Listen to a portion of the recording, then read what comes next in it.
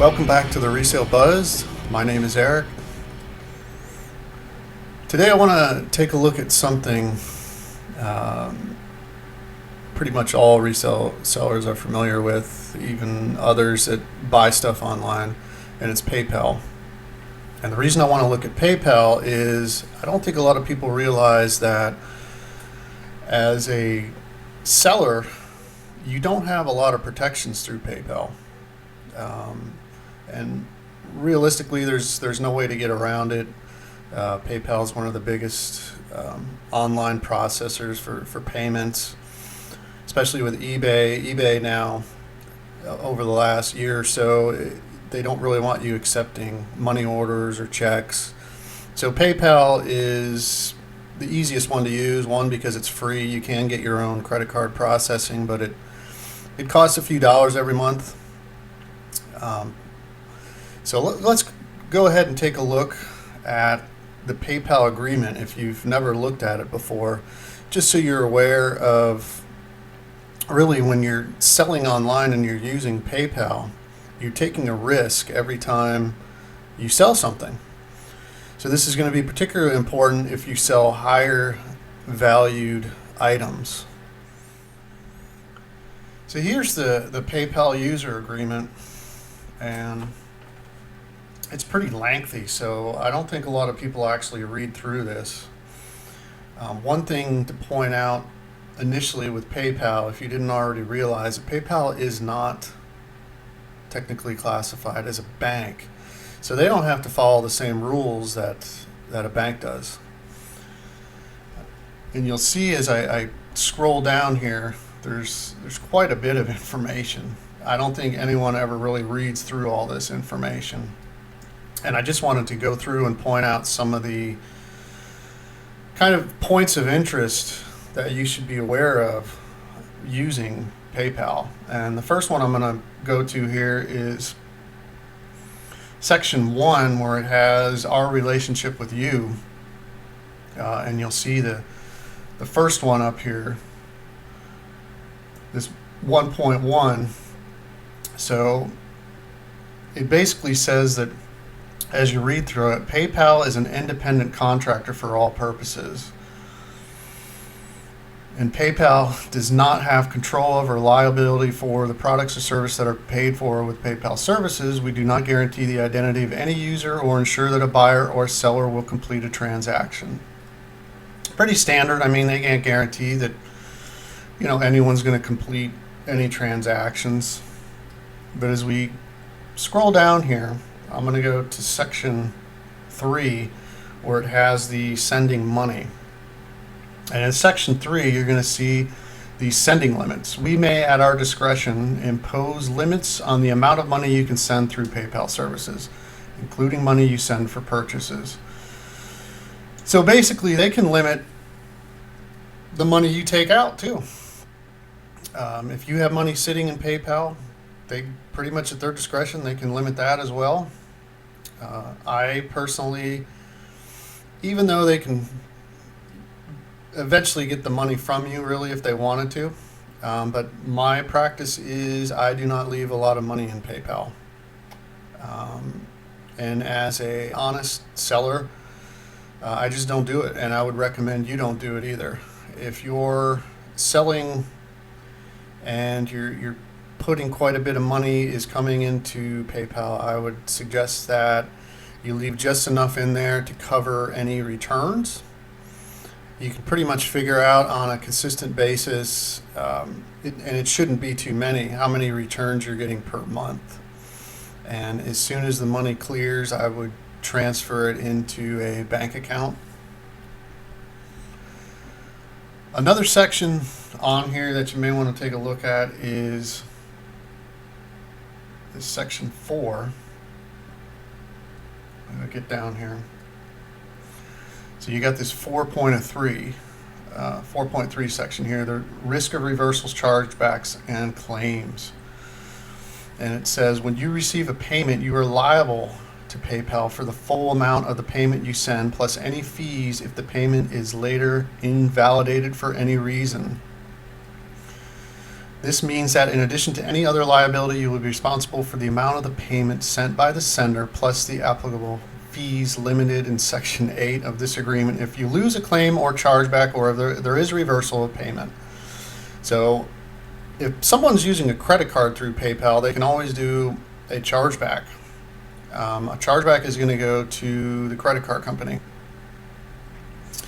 So basically, if you spend that money and they do a chargeback, you're going to be liable to pay that money back if they rule in favor of the chargeback.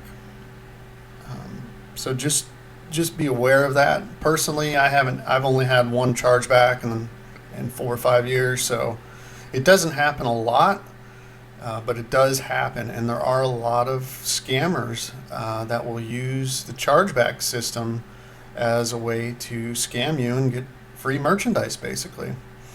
So that's another one you want to be careful of, especially if you're selling high dollar items online.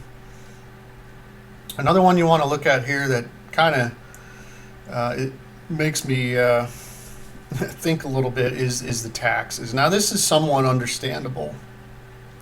So basically, if you're a high volume person that sells quite a bit on eBay, if you do more than $20,000 in payments or for goods or services, or receive more than 200 payments, they're going to report basically what you've made through PayPal to the government.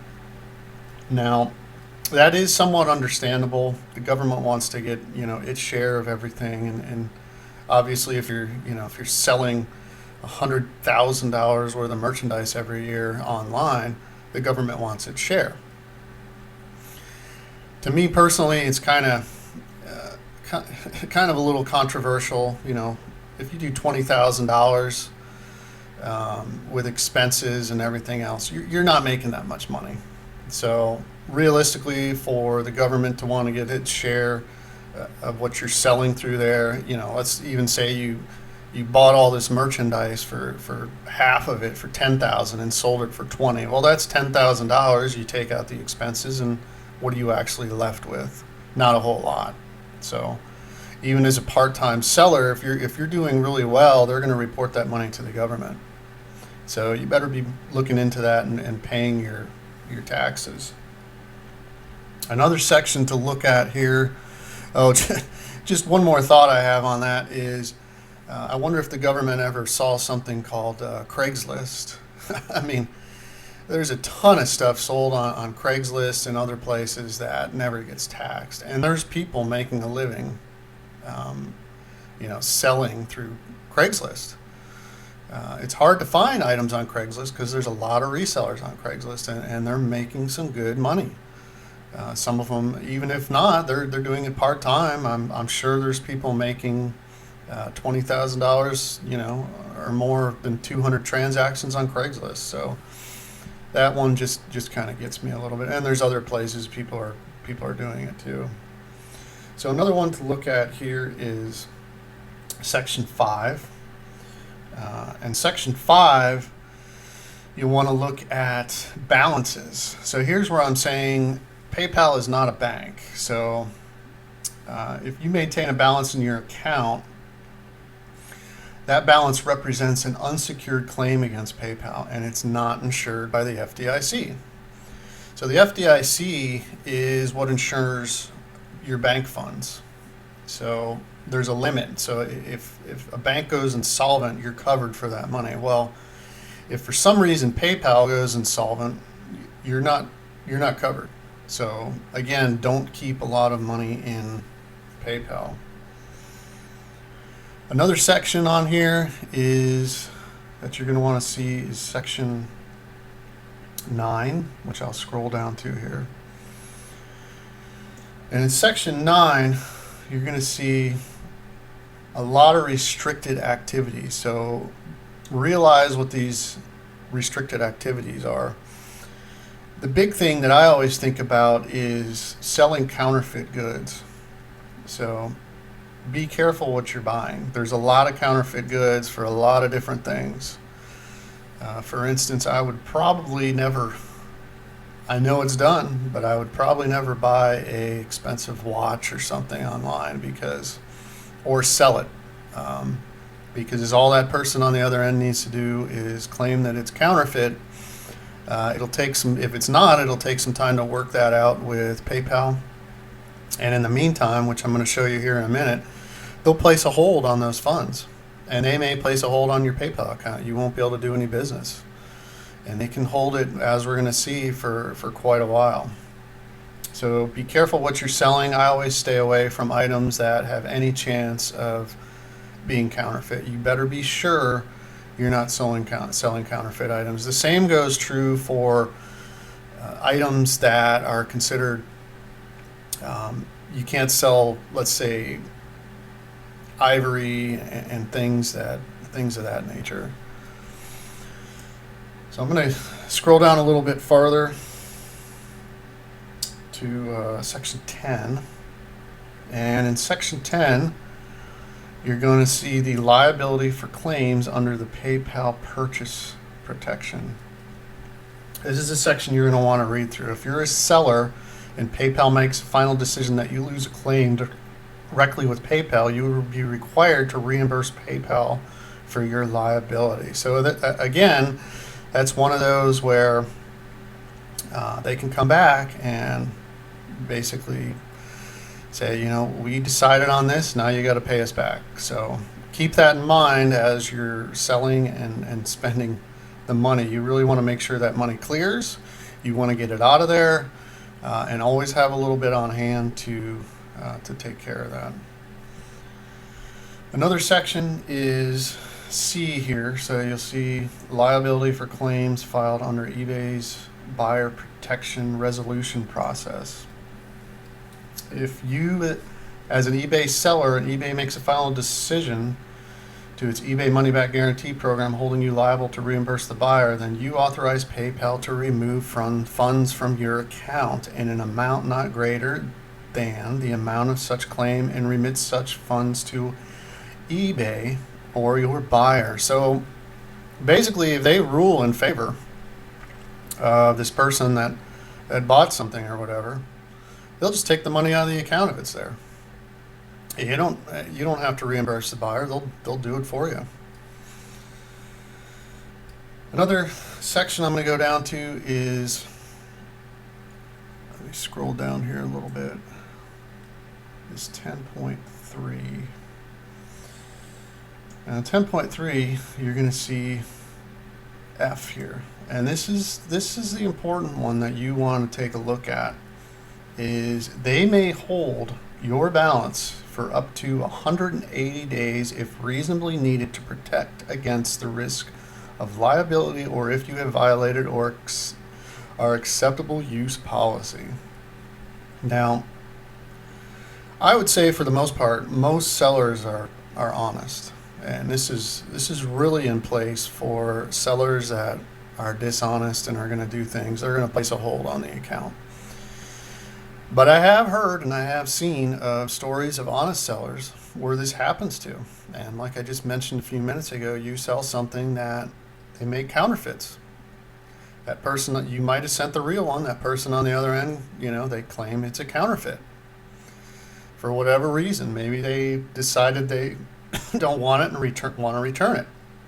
And they don't want any hassle. Whatever the reason is, PayPal is going to go in and they're counterfeit goods. They're going to say, all right, we're going to put a hold on your account for 180 days. Now, if you've got, let's say, $20,000 in your PayPal account, they're going to put a hold on that. And from what I've seen, it's very hard to get that hold taken off. And you're going to go through a process to get that money out of there. Another section is section 11. And this is the protection for sellers. Protection from sellers really isn't as large as the section for buyers when you take a look at it. So in section 11, we're going to look at B, these items not received. Additional requirements. For chargebacks, the payment must be marked eligible or partially eligible for PayPal seller protection on the transaction details page. The big one is you must provide proof of delivery as described below in section 11.4. So basically, when you scroll down here, you're going to see this proof of delivery. Now, proof of delivery, I always thought in the beginning when I started doing this that proof of delivery was, well, I put a tracking number on it. It gets there and, it's delivered. Shows delivered. Well, in reality, this is the best method, this signature confirmation. And they're saying for $750 or more, my practice is if I ship something that's probably over $100, $200, I always put signature confirmation on it. It really depends on the volume that you're selling and the money value that you're selling. If most of the items you sell are between $20 and $50, the chances are you're gonna lose a few for something, and you're just gonna write it off. But if you're selling a lot of higher value items, you want to make sure you get that signature confirmation. The next section I'm going to scroll down to is 13. And this is the protection for buyers. And as you kind of scroll through it and take a look at it, there's quite a few in here. I mean, they're always going to take care of the buyer. And then we're going to scroll down to section 14. This is the disputes with PayPal. And the disputes, the first thing you're going to want to see is, this is something I believe they put in quite recently after their the most recent class action lawsuit. So basically you're signing over prohibition of class and representative actions. So they don't want any more class action lawsuits. And basically, when you use PayPal, you're going to sign over your rights to any type of class action lawsuit. So it kind of gets to the many people that are using PayPal getting together and suing, which sometimes big entities, it's easier to sue as a class action. So you're going to sign over those rights. And the last thing here is the arbitration, which for many financial places, which, like I said, PayPal isn't a bank, but they deal in processing financial. So you're going to go to arbitration, which arbitration is, as you can see, it's more informal than a lawsuit. And basically you're agreeing to go to arbitration. It's more of an informal process. There's a panel of people that decide basically who wins any type of action that you want to take against them. It's a panel of people rather than a jury or your peers that are going to decide your fate. And a lot of these arbitration panel people are appointed. Who are they appointed by? A lot of times they're appointed by larger corporations. They're saying down here that it's the American Arbitration Association. So on those panels, you never know who's friends of friends with PayPal and the higher ups at PayPal. So basically you're going to go to arbitration and your fate's going to be decided by this panel of people. So that was just a quick look through PayPal, and I wanted to kind of go through this because the bottom line is if you sell online, you're always taking a risk if you're using PayPal and credit cards in general because of the chargebacks. They can always charge back. The one chargeback that I had, they charged it back after 2 or 3 weeks. So that's quite a good time period, and I've never received any contact saying I never got the package. I never got any type of communication, and the buyer did a chargeback. Now, in that case, luckily, PayPal did side with me, and they said, we see it where it was delivered, and so we're going to side with you, and we're going to take care of it. So that they do that. Just make sure you get a signature, especially if it's a high value item. If you're going to sell high value items, I had a personal experience where I sold an item that was over $10,000, and I was uncomfortable with going through PayPal because of all the chargebacks and protections for the buyer. So in that case, I elected to actually hop on a plane and meet this individual to deliver the item. PayPal, there is a third-party service that you can use through eBay for escrow. And this was quite a lengthy process when I sold this item, and a lot of research was done. The escrow service, the way that works is you're going to sell the item, ship it out, the buyer's going to receive it, say I received the item, and then the funds are released. Now, the problem with the escrow service is they can use a credit card. So again, they can do a chargeback. The chargeback is really the dangerous one because it's through the credit card companies who have tons of money. So they can always decide to go with either side they want to. That's really at their discretion.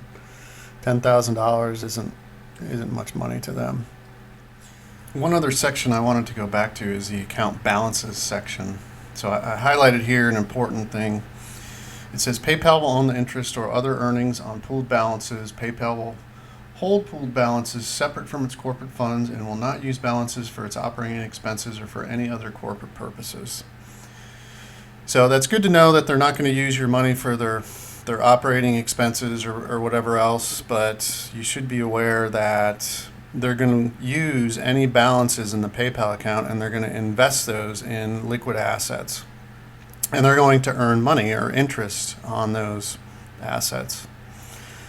So something to keep in mind, your money's better off sitting in a savings account of your own where you're earning interest, whereas PayPal is going to earn interest plus the fees that they're charging you to sell items. So something to keep in mind, take a look at the PayPal agreement. Like I said, there's a lot of interesting stuff in here. There's really no way to get around it if you're selling online. It's one of the easiest to use. As I said, there are third-party processors. They do cost a few dollars every month, but you're still going to run into the same problems as far as chargebacks go.